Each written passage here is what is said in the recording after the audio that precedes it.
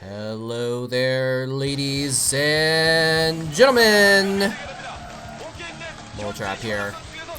Coming at you with our second semi-final series from the IOPS OSL.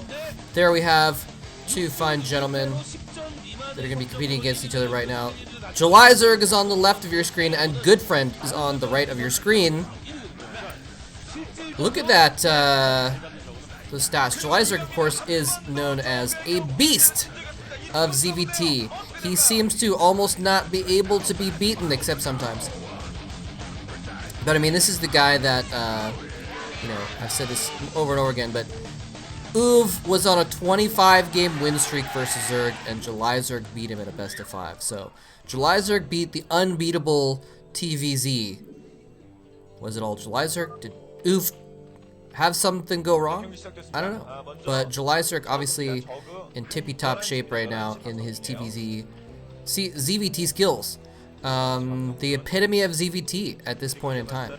However, we do have Goodfriend over here in the teal at the bottom left hand of the map.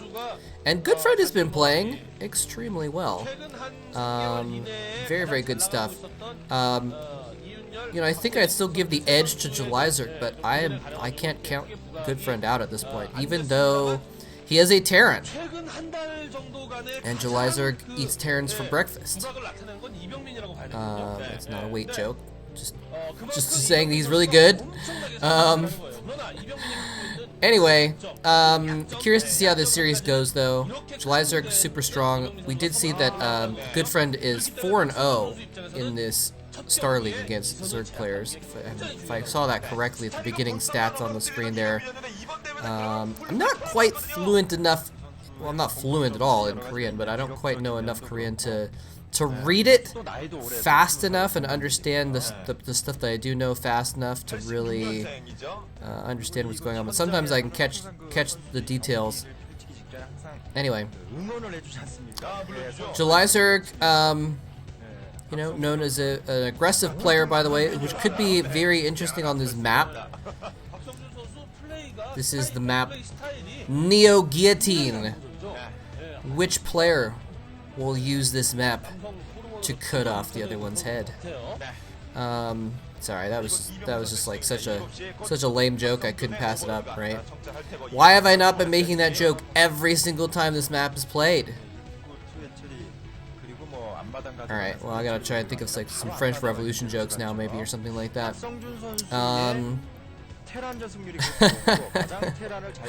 And I can think of a lot of really stupid French Revolution jokes.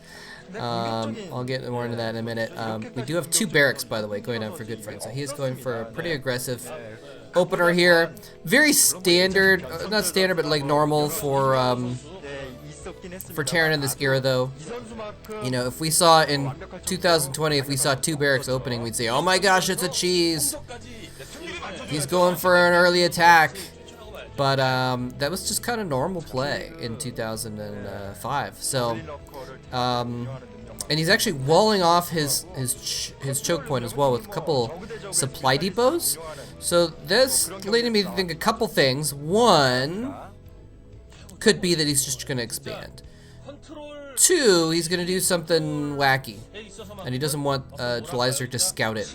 I think I'm more favoring the first option as the most likely one, just because we haven't seen him take gas or anything like that. He's actually completely walled off with depots, by the way. Oh, I guess Marines can get between the depots, so JK, it's not like a super complete wall off, but it means that he would have to kill one of those depots if he was going to get out vultures or tanks. So yeah, that's not happening. Julyzerg has gotten a quick expansion, by the way, as well. Went for expansion first.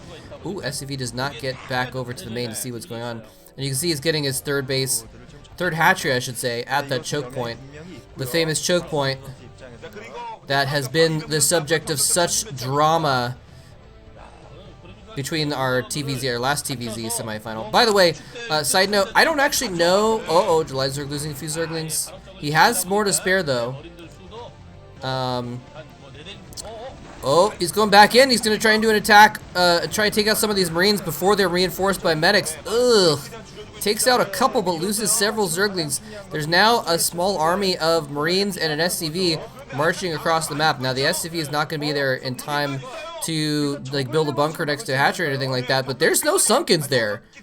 Is Julyzerg just trying to build all Zerglings?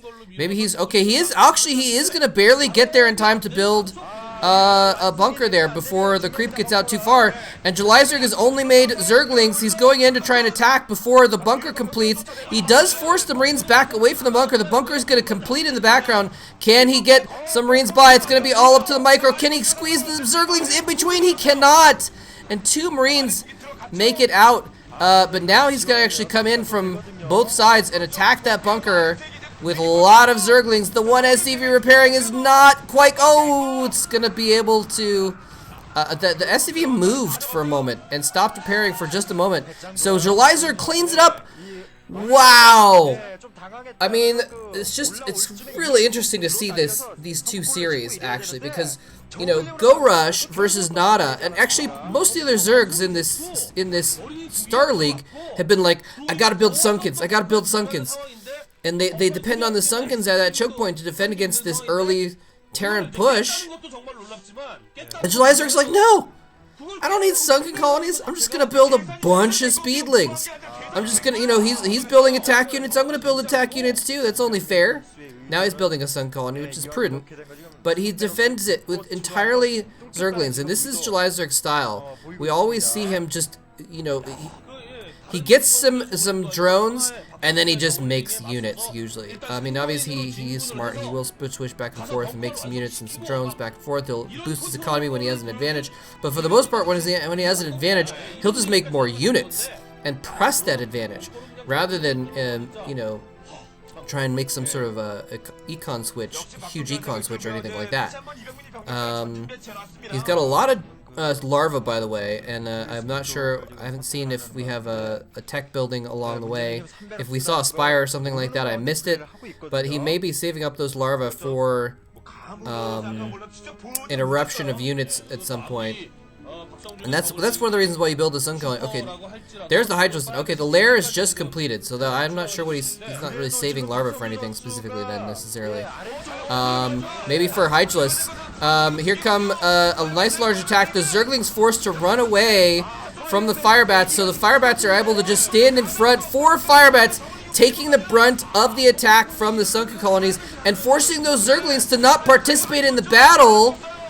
And that is pretty much gonna end it, I think. I think Goodfriend might just take this game right now because he's killed all 3 sunken colonies.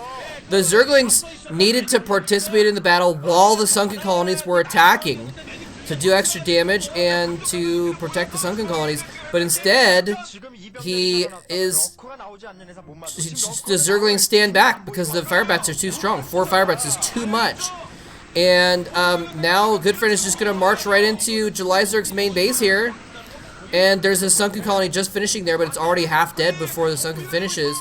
And Julyzerg throwing Zerglings at the problem. Drones having to run away, a few getting roasted by the Firebats on their way out to that 3rd base. But right now Julyzerg is barely mining since his entire main base has been abandoned. The Hydralis den is also being killed off. It's going to be killed before Lurker Tech can finish, which I'm sure, you know, he could make some Hydralis, but the point there was to get early Lurkers. And now, Julyzerg is crippled. He doesn't have any tech. He doesn't have any units. He doesn't have any defenses. Now, this is a smart idea to try and send his Zerglings out and catch reinforcements before they can rejoin with that main group. He builds a single sunken colony at his natural expansion, knowing that since that's where his drones are, that's the next target. But that's going to go down very quickly. Drones being pulled. This is a final defense for Julyzerg. He comes out. Where's the Zerglings? Coming in from the back a little bit late after the drones were already being roasted. And he is going to clean this up, but he's going to GG in the process because there's no future for him after losing that many drones. Wow! Goodfriend takes game number 1 against Julyzerg. I mean, I told you, like, you know, Julyzerg is the ZVT master, but Goodfriend is just looking so strong. He's looking so strong. It's absolutely amazing. I mean, I think he's only lost 1 game to Midas in this entire Star League. absolutely ridiculous. Very, very cool stuff. So, yeah, and it's really interesting that Julyzerg, he chose to just go with the Zerglings at that for that initial attack, and it worked pretty well. And so Goodfriend is like, oh, you like Zerglings? Well, guess what is really effective against Zerglings? Firebats. I'm going to build 4 of those. Boom. All of your Zerglings are now rendered completely ineffective. Your strategy has been countered. And he, of course, had some Sunken Colonies there as well. But, you know, if that was 2 more Marines and 2 more Medics instead of 4 Firebats, then I think Julyzerg fights with the Zerglings alongside the Sunkens, and he holds that off. So it's just a really smart choice. Now, of course, Firebats, you know, not as good against certain things like, you know, Mutalisks or whatever. But anyway, just a really cool choice there by Goodfriend. And he's going to take game number 1 against Julyzerg. Excellent play. You know, pretty simple, but still very amazing counter play by Goodfriend. So thanks for watching. GG. Can't wait to find out what happens in game number 2.